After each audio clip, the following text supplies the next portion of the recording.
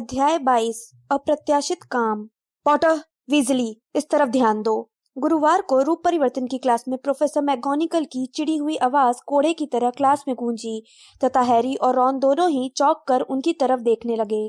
Class खत्म होने वाली थी। उन्होंने अपना काम पूरा कर लिया था।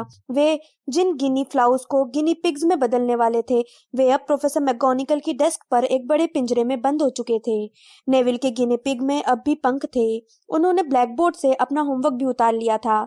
उदाहरण सहित बताओ कि अलग प्रजाति के रूपांतरण करते समय रूपांतरण मंत्रों को कितने तरीकों से ढाला जाना चाहिए।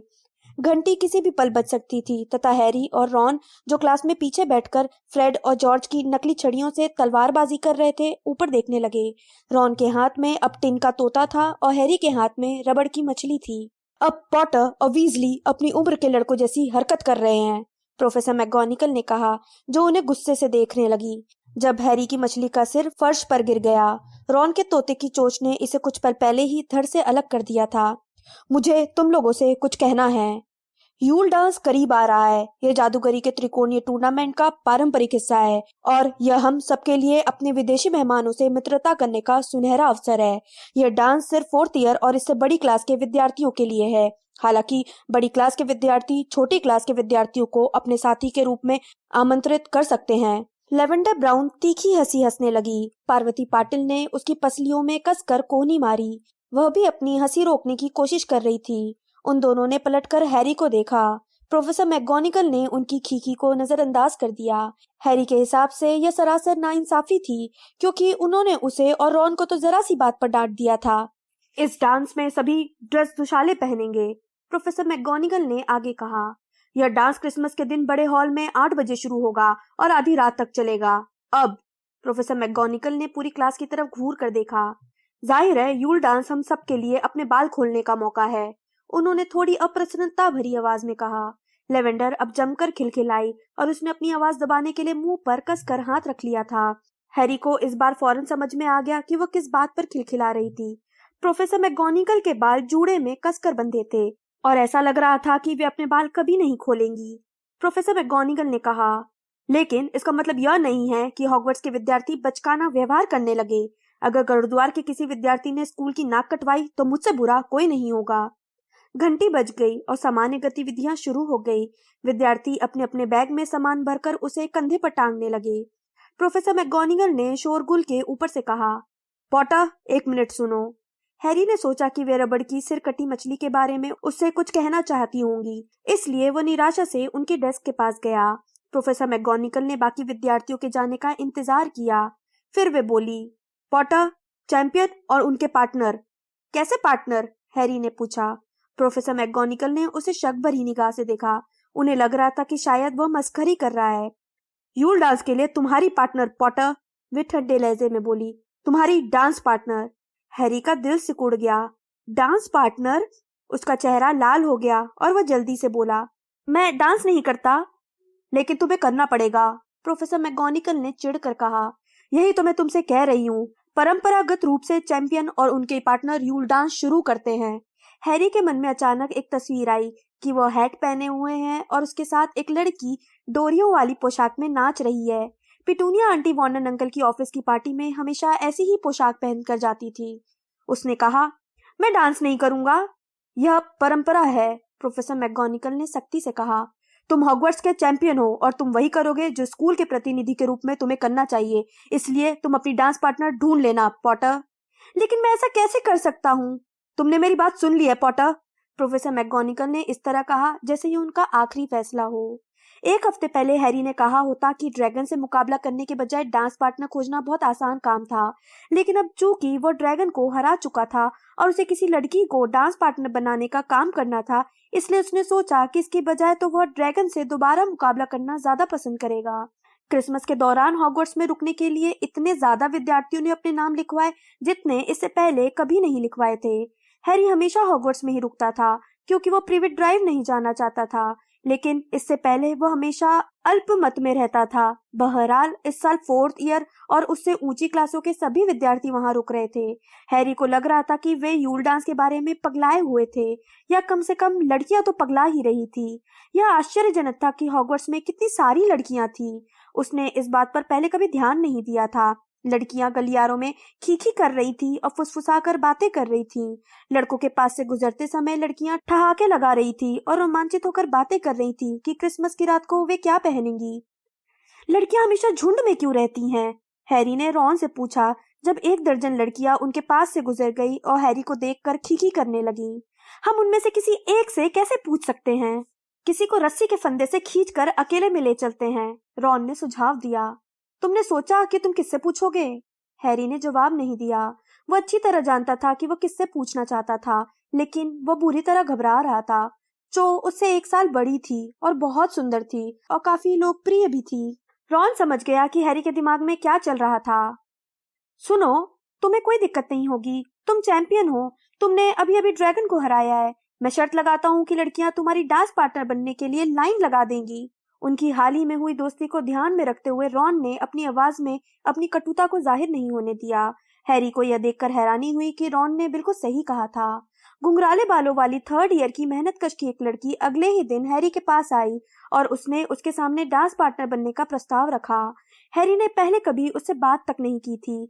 वह इस प्रस्ताव को सुनकर इतना हैरान रह गया कि उसने बिना सोचे समझे नहीं कह दिया। वह लड़की थोड़ी आहत होकर वहां से चली गई। इस पर हैरी को जादू का इतिहास की पूरी क्लास में डीन, सीमस और रॉन के ताने झेलने पड़े। अगले दिन 2 और लड़कियों ने उससे पूछा। इनमें से एक 2nd ईयर की थी और दूसरी, उसे दहशत हुई, 5th ईयर की थी, जो ऐसी दिख रही थी कि अगर हैरी ने मना किया तो वह उसे उठाकर पटक देगी। वह तो बहुत अच्छी दिख रही थी, रॉन ने कहा जब उन्होंने हंसना बंद कर दिया। वह मुझसे 1 फुट लंबी थी, हैरी ने घबरा कर कहा। कल्पना करो उसके साथ डांस करते समय मैं कैसा लगूंगा। हरमाइनी ने क्रम के बारे में जो कहा था वो उसे बार बार याद आता रहा। वे उसे सिर्फ इसलिए पसंद करती हैं क्योंकि वो मशहूर है। हैरी को लग रहा था कि अगर वह स्कूल चैंपियन नहीं होता तो ये लड़कियां उसकी डांस पार्टनर बनने के लिए इतनी उतावली नहीं होती। फिर उसने सोचा कि अगर जो उससे यही सवाल पूछे तो उसे कोई दिक्कत नहीं होगी। कुल मिलाकर हैरी को यह स्वीकार करना पड़ा कि डांस की उलझन के बावजूद पहले काम के बाद उसकी जिंदगी निश्चित रूप से सुधर गई थी। अब उसे गलियारे में उतनी अप्रिय स्थिति का सामना नहीं करना पड़ रहा था। उसे लगा कि यह सेड्रिक की मेहरबानी होगी। उसे लगा कि सेड्रिक ने मेहनतकश वालों से उसे तंग न करने को कहा होगा, क्योंकि हैरी ने उसे ड्रैगन्स के बारे में चेतावनी दी थी। अब सेड्रिक डिगोरी हीरो है के बैज भी कम दिखने लगे थे। जाहिर है ड्रेको मैल्फॉय अब भी हर मौके पर रीटा स्कीटर के लेख के अंश सुनाकर उस पर व्यंग करता था, लेकिन अब उसकी बात पर लोगों ने हंसना कम कर दिया था। और हैरी को ये देखकर और भी अच्छा लगा कि हैग्रिड के बारे में दैनिक जादूगर में कोई खबर नहीं छपी थी। सच कहे तो वह जादुई प्राणियों में ज्यादा दिलचस्पी नहीं ले रही थी, हैग्रिड ने कहा जब हैरी, रॉन और हरमाइनी ने जादुई प्राणियों की देखभाल की टर्म की आखिरी क्लास में उससे पूछा कि रीटा स्कीटर के साथ उसका इंटरव्यू कैसा रहा। उन्हें यह जानकर बहुत राहत मिली कि हैग्रिड ने अब अग्नि डंकों के साथ सीधा संपर्क खत्म कर दिया था और वे आज उसके केबिन में टेबल के पास बैठकर भोजन तैयार कर रहे थे, जिससे अग्नि डंकों को ललचाया जा सके। वह हमसे बस तुम्हारे बारे में बात करना चाहती थी हैरी, हैग्रिड ने धीमी आवाज में कहा। हमने उसे बता दिया कि हम तब से दोस्त हैं जब से हम तुम्हें डसली परिवार के यहाँ से लेने गए थे। उसने पूछा, उसे 4 सालों में कभी डांटना तो नहीं पड़ा? कभी क्लास में उसने कोई दिक्कत तो नहीं की? हमारे इनकार करने पर वह जरा भी खुश नहीं दिखी। ऐसा लगता था वह हमसे यह कहलवाना चाहती थी कि तुम भयंकर हो हैरी। और क्या, यही कहलवाना चाहती होगी, हैरी ने ड्रैगन लीवर के टुकड़ों को धातु के एक बड़े कटोरे में डालते हुए कहा तथा थोड़ा और लीवर काटने के लिए अपना चाकू उठाया। वे हमेशा यही तो नहीं लिख सकती कि मैं कितना दुखी और बहादुर हीरो हूँ। यह बहुत नीरस लगेगा। वे कोई नया पहलू चाहती हैं हैग्रिड, रॉन ने सेलेमेंडर के अंडों की परत छीलते समय समझदारी से कहा। शायद वे तुमसे यह कहलवाना चाहती होंगी कि हैरी थोड़ा पागल है। लेकिन वो पागल नहीं है, हैग्रिड ने सचमुच सदमे में आते हुए कहा। रीटा को तो स्नेप का इंटरव्यू लेना चाहिए था, हैरी ने गंभीरता से कहा। वह उन्हें काफी अच्छा मसाला दे सकता है। पॉटर जब से इस स्कूल में आया है तभी से वह सीमाएं लांघ रहा है। अच्छा, स्नेप ने ऐसा कहा? हैग्रिड ने पूछा जब रॉन और हरमाइनी हंसने लगे। हैरी, हो सकता है कि तुमने कुछ नियम तोड़े हो, लेकिन तुम दिल के नेक हो। धन्यवाद हैग्रिड, हैरी ने मुस्कुराते हुए कहा। रॉन ने पूछा, क्रिसमस वाले डांस में आओगे हैग्रिड? हाँ, हम आ सकते हैं, हैग्रिड ने रूखेपन से कहा। हमें लगता है यह अच्छा रहेगा। हैरी, तुम डांस शुरू करोगे, है ना? तुम्हारी पार्टनर कौन है? अब तक कोई नहीं है, हैरी ने कहा और उसका चेहरा लाल हो गया। हैग्रिड ने इस बारे में आगे बात नहीं की। टर्म के आखिरी सप्ताह में शोर शराबा और भी बढ़ गया। यूल्डास के बारे में हर तरफ अफवाहें फैल रही थी। हालांकि हैरी को उनमें से आधी बातों पर जरा भी भरोसा नहीं था। उदाहरण के लिए यह कि डंबलडोर ने मैडम रोजमेरिटा को 800 बैरल शराब का ऑर्डर दिया है। बहरहाल यह सच था कि उन्होंने वियर्ड सिस्टर्स को बुलाया था। हैरी यह नहीं जानता था कि वियर्ड सिस्टर्स कौन थी, क्योंकि वह जादूगरों के रेडियो कार्यक्रम नहीं सुनता था। जो लोग WWN विजार्डिंग वायरलेस नेटवर्क सुनते सुनते बड़े हुए थे, उनके रोमांच से उसे पता चला कि यह एक बहुत मशहूर म्यूजिकल ग्रुप का नाम है। नाटे प्रोफेसर फिल्टविक जैसे कुछ टीचर ने जब देखा कि विद्यार्थियों के दिमाग कहीं और लगे हैं, तो उन्होंने पढ़ाना छोड़ दिया। प्रोफेसर फिल्टविक ने विद्यार्थियों को बुधवार को अपनी क्लास में खेलने की इजाजत दे दी। वे अपने पीरियड में ज्यादातर समय हैरी से उस बेहतरीन आवाहन सम्मोहन के बारे में बातें करते रहे, जिसका इस्तेमाल उसने जादूगरी के त्रिकोणीय टूर्नामेंट के पहले काम में किया था। बाकी टीचर्स इतने उदार नहीं थे। उदाहरण के लिए कोई भी चीज प्रोफेसर बिन्स को पिशाचों के विद्रोह के बारे में अपने नोट्स पढ़ने से नहीं रोक सकती थी। बिन्स ने जब अपनी मौत को भी पढ़ने के बीच में नहीं आने दिया था, तो वे क्रिसमस जैसी छोटी चीज के कारण पढ़ाना कैसे छोड़ सकते थे। यह आश्चर्यजनक था कि वे पिशाचों के हिंसक विद्रोहों को पर्सी की कढ़ाई की तली की रिपोर्ट जितना नीरस बना सकते थे। प्रोफेसर मैकगोनिगल और प्रोफेसर मूडी ने उन्हें क्लास के आखिरी पल तक पढ़ाया। जाहिर है स्नेप ने उन्हें क्लास में खेलने की छूट नहीं दी। इस बात की उतनी ही संभावना थी जितनी इस बात की कि वे हैरी को गोद ले लें। उन्होंने सभी विद्यार्थियों को दुष्टता भरे अंदाज में घूरते हुए सूचित किया कि वे टर्म के आखिरी क्लास में उन पर विषहर कार्डों की जांच करेंगे। वे बहुत दुष्ट हैं, रॉन ने कटुता से उस रात को गुरुद्वार के हॉल में कहा। आखिरी दिन हमारा टेस्ट ले रहे हैं, रिवीजन का बोझ लाद कर टर्म के आखिरी हिस्से को बर्बाद कर रहे हैं। वैसे तो तुम ज्यादा मेहनत तो नहीं कर रहे हो, हरमाइनी ने अपने जादुई काढ़े के नोट्स के ऊपर से उसे देखते हुए कहा। रॉन एक्सप्लोडिंग स्नैप की गड्डी से पत्तों का महल बनाने में जुटा था, जो मगलुओं के ताश के पत्तों से ज्यादा रोचक काम था, क्योंकि इस बात की संभावना थी कि किसी भी पल विस्फोट के साथ पूरा का पूरा महल बिखर जाएगा। हरमाइनी, क्रिसमस पास आ रहा है, हैरी ने आलस से कहा। वह आग के पास कुर्सी पर बैठकर 10वीं बार फ्लाइंग विद द कैनन्स पढ़ रहा था। हरमाइनी ने उसकी ओर गंभीरता से देखा। मुझे लगता था कि तुम कोई ढंग का काम करोगे हैरी, भले ही तुम विषहकारों के बारे में ना पढ़ना चाहो। जैसे? हैरी ने कहा, जब उसने देखा कि कैनन्स के जोई जोकिंस ने एक पहलवान को बली कैसल बैट्स के धावक की तरफ मार दिया था। वह अंडा, हरमाइनी फुसफुसाई। हैरी ने कहा, छोड़ो भी हरमाइनी, मेरे पास 24 फरवरी तक का वक्त है। उसने सुनहरे अंडे को ऊपर की मंजिल पर अपने संदूक में बंद कर दिया था और उसे पहले काम के जश्न के बाद से अब तक नहीं खोला था। अभी भी उसके पास 2.5 महीने का वक्त था। तब तक वह समझ ही लेगा कि इस रोती हुई चीख का आखिर क्या मतलब था। लेकिन इसका उपाय खोजने में कई हफ्ते लग सकते हैं, हरमाइनी ने कहा। अगर बाकी चैंपियनों को पता चल गया कि अगला काम क्या है और तुम्हें नहीं पता चल पाया, तो तुम बहुत मूर्ख लगोगे। उसे परेशान मत करो हरमाइनी, उसे थोड़े आराम की जरूरत है, रॉन ने कहा, और उसने आखिरी 2 कार्ड अपने महल की चोटी पर रख दिए। सभी कार्ड तत्काल विस्फोट के साथ बिखर गए और उन्होंने उसकी बोहें जला दी। बहुत अच्छा निशान बना है, ये तुम्हारे डांस के ड्रेस दुशाले के साथ अच्छा लगेगा। ये फ्रेड और जॉर्ज थे। वे भी हैरी, रॉन और हरमाइनी के साथ वहीं बैठ गए जब रॉन यह जांच करने गया कि कितना नुकसान हुआ था। जॉर्ज ने पूछा, रॉन, क्या हम पिग्विजन का इस्तेमाल कर सकते हैं? नहीं, वह एक चिट्ठी पहुंचाने गया हुआ है, रॉन ने कहा। क्यों? फ्रेड व्यंग से बोला। क्योंकि जॉर्ज उसे अपना डांस पार्टनर बनाना चाहता है, जॉर्ज ने कहा। क्योंकि हम उसे चिट्ठी पहुंचवाना चाहते हैं, मूर्ख कहीं के।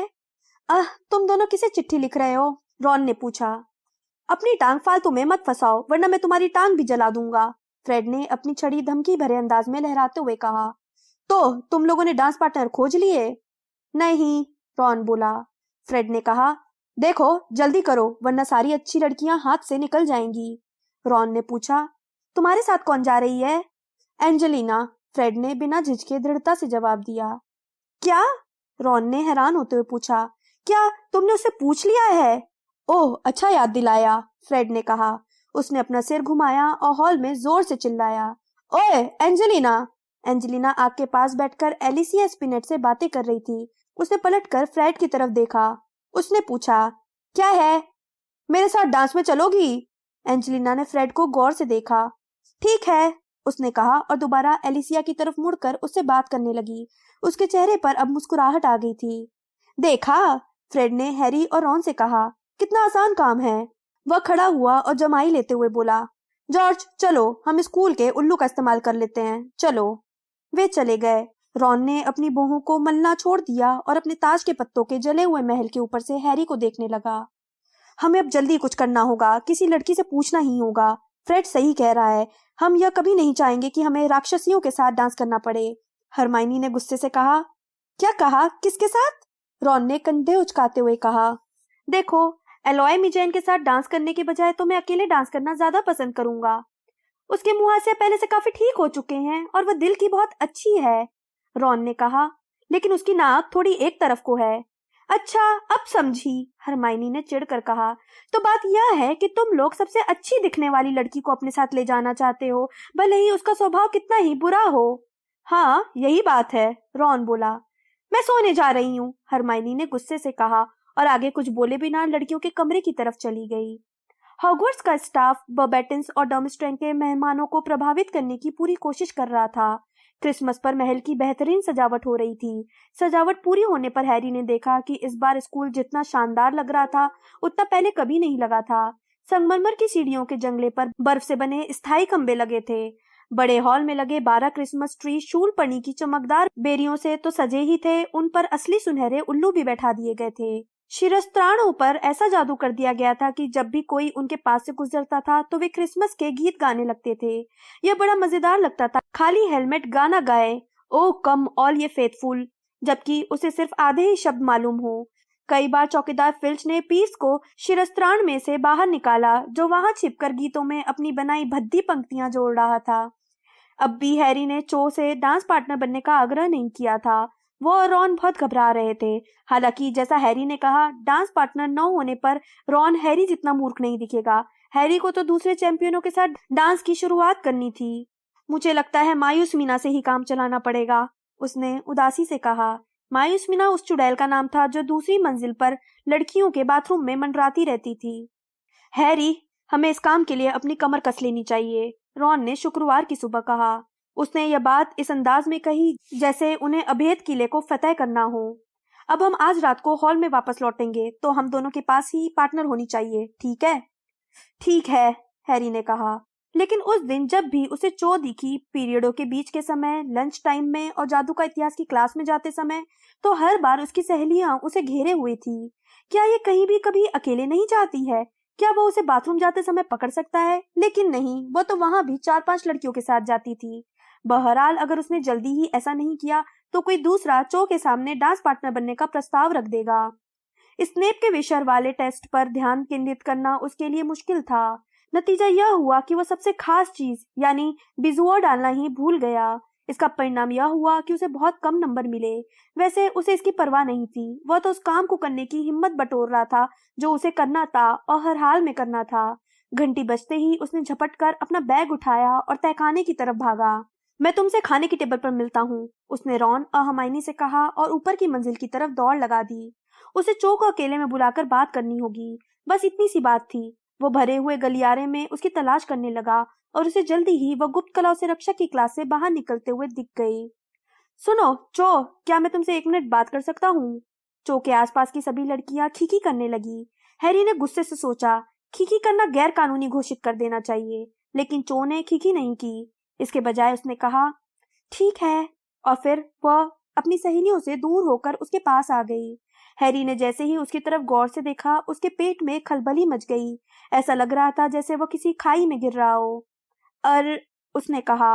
वह उससे नहीं पूछ पा रहा था, वह ऐसा कभी नहीं कर सकता था, लेकिन उसे ऐसा करना ही था। जो हैरान होकर उसे देखती रही। हैरी अपनी जीभ को सही तरीके से घुमा पाए इससे पहले ही शब्द उसके मुंह से बाहर निकल पड़े। मेरे साथ डांस लोगी? क्या कहा? चो ने पूछा।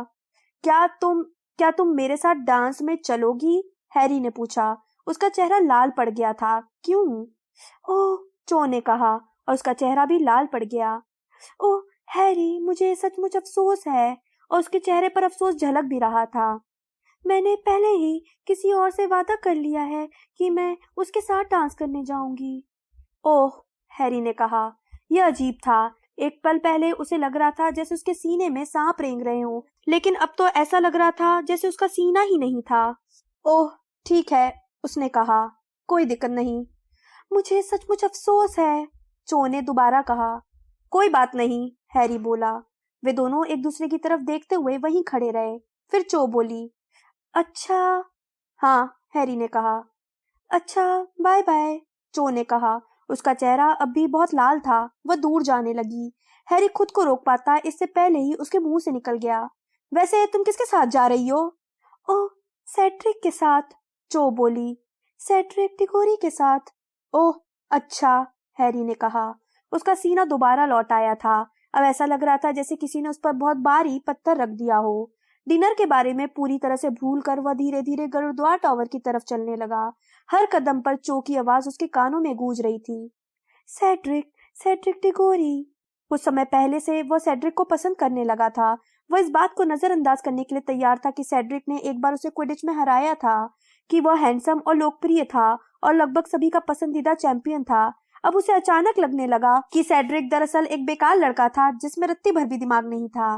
परी रोशनी, उसने धीरे से मोटी औरत से कहा। पासवर्ड पिछले दिन बदल गया था। हाँ, सचमुच, मोटी औरत बोली, और जब वो उसे रास्ता देने के लिए आगे झुकी तो उसने अपना नया भड़कीला हेयर बैंड सीधा कर लिया। हॉल में घुसने के बाद हैरी ने चारों तरफ देखा। उसे देखकर हैरानी हुई कि रॉन दूसरे वाले कोने में उदास बैठा था। जिनी भी उसके पास बैठी थी और उससे धीरे धीरे बातें कर रही थी। क्या हुआ रॉन? हैरी ने उनके पास पहुंचते हुए पूछा। रॉन ने हैरी को देखा। उसके चेहरे पर दहशत का भाव था। मैंने ऐसा क्यों किया? उसने हड़बड़ाते हुए कहा। मैं नहीं जानता कि मैंने ऐसा क्यों किया, हैरी ने पूछा। क्या हो गया? उसने फ्लर डेलेकोर के सामने डांस पार्टनर बनने का प्रस्ताव रखा था, जिनी बोली। ऐसा लग रहा था कि उसे अपनी मुस्कुराहट को रोकने में बहुत मुश्किल हो रही थी, लेकिन वो सहानुभूति से रॉन का हाथ थपथपाने लगी।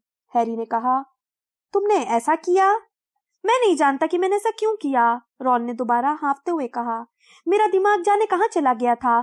वहां पर लोग थे चारों तरफ। मैं पागल हो गया। सभी लोग देख रहे थे। मैं प्रवेश हॉल में उसके पास से गुजर रहा था। वो वहां पर डिगोरी से बात कर रही थी और अचानक ये बात मेरे मन में आ गई और मैंने उससे पूछ लिया।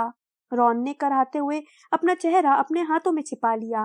वो बोलता रहा, हालांकि उसके शब्द बड़ी मुश्किल से सुनाई दे रहे थे। उसने मेरी तरफ ऐसे देखा जैसे मैं कोई समुद्री घोंघा या कीड़ा मकोड़ा हूँ। उसने जवाब तक नहीं दिया और फिर मुझे थोड़ा होश आ गया और मैं भाग आया। उसमें मोहिनी का अंश है, हैरी ने कहा।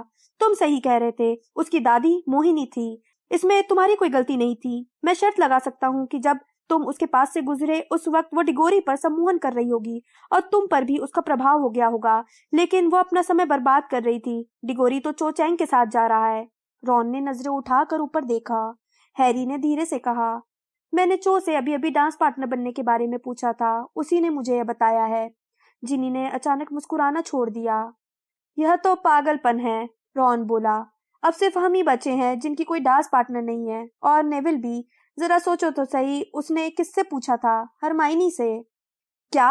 हैरी इस आश्चर्यजनक खबर से पूरी तरह से विचलित हो गया।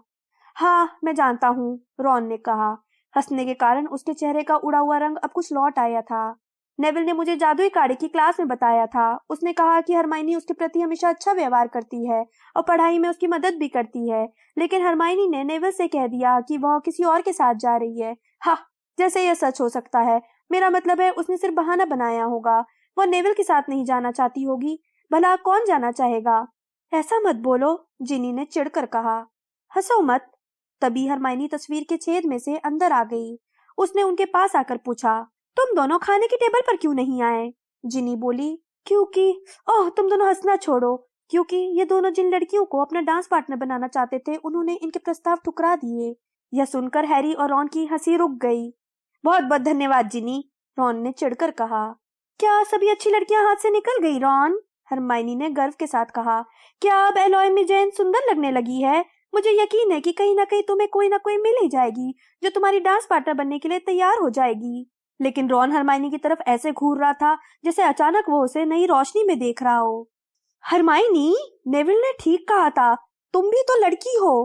ओह, क्या खूब पहचाना, हरमाइनी जहर बुझी आवाज में बोली। तुम हम में से एक के साथ चल सकती हो। नहीं, मैं नहीं चल सकती, हरमाइनी ने तपाक से जवाब दिया। ओ छोड़ो भी, रॉन ने बेचैनी से कहा। हमें पार्टनरों की जरूरत है। अगर हमारे पास कोई पार्टनर नहीं होगी और बाकी सबके पास होगी तो हम सचमुच मूर्ख दिखेंगे। मैं तुम्हारे साथ नहीं चल सकती, हरमाइनी ने कहा, जो अब शर्मा रही थी, क्योंकि मैंने पहले ही किसी के साथ जाने के लिए हाँ कर दी है। नहीं, ऐसा नहीं हो सकता, रॉन ने कहा।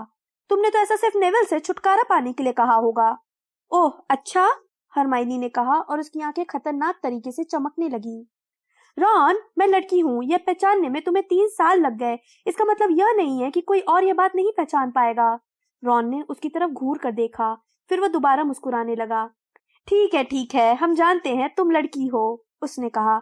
अब तो ठीक है, क्या अब तुम हमारे साथ चलोगी? मैंने तुम्हें पहले ही बता दिया है, हरमाइनी बहुत गुस्से से बोली। मैं किसी और के साथ जा रही हूँ। इसके बाद वह धड़धड़ाती हुई लड़कियों के कमरे की तरफ चली गई। वह झूठ बोल रही है, रॉन उसे जाते हुए देखकर बोला। नहीं, जिनी ने धीरे से कहा।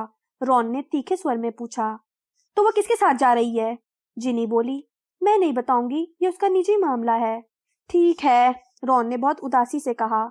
मामला अब मूर्खतापूर्ण होता जा रहा है। जिनी, तुम हैरी के साथ चली जाओ और मैं नहीं जा सकती, जिनी बोली और उसका चेहरा भी लाल पड़ गया। मैं तो नेविल के साथ जा रही हूँ। जब हरमाइनी ने उसे मना कर दिया तो उसने मुझसे पूछा और मैंने सोचा, देखो, मैं वैसे तो डांस में नहीं जा सकती थी, मैं अभी 4th ईयर में नहीं हूँ, उसने बहुत दुखी होते हुए कहा। मैं सोचती हूँ कि मैं जाकर खाना खा लूं।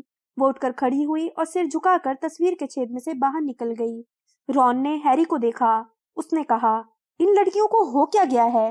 लेकिन तभी हैरी को पार्वती और लेवेंडर तस्वीर के छेद में से आती हुई दिख गईं। अब निर्णायक कदम उठाने का वक्त आ चुका था। यहीं रुकना, उसने रॉन से कहा। फिर वह सीधे पार्वती के पास गया और बोला, पार्वती, क्या तुम मेरे साथ डांस में चलोगी? पार्वती खीखी करने लगी। हैरी ने उसके शांत होने का इंतजार किया। हालांकि इस दौरान उसकी उंगलियां दुशाली की जेब के अंदर बंद गई थीं। पार्वती ने आखिरकार लाल चेहरे के साथ कहा, ठीक है, धन्यवाद। हैरी ने राहत से कहा। लेवेंडर, क्या तुम रॉन के साथ जाओगी? वह सीमस के साथ जा रही है, पार्वती ने कहा और वे दोनों दोबारा खीखी करने लगी। हैरी ने आ भरी। उसने धीरे से कहा ताकि रॉन को उसकी बात सुनाई न दे। कोई और लड़की नहीं है जो रॉन के साथ जा सके? पार्वती ने पूछा। हरमाइनी ग्रेंजर को क्या हुआ? वह किसी और के साथ जा रही है। पार्वती यह सुनकर हैरान रह गई। उसने उत्सुकता से पूछा, किसके साथ? हैरी ने कंधे उचकाकर कहा, क्या पता, तो रॉन की पार्टनर कौन बन सकती है?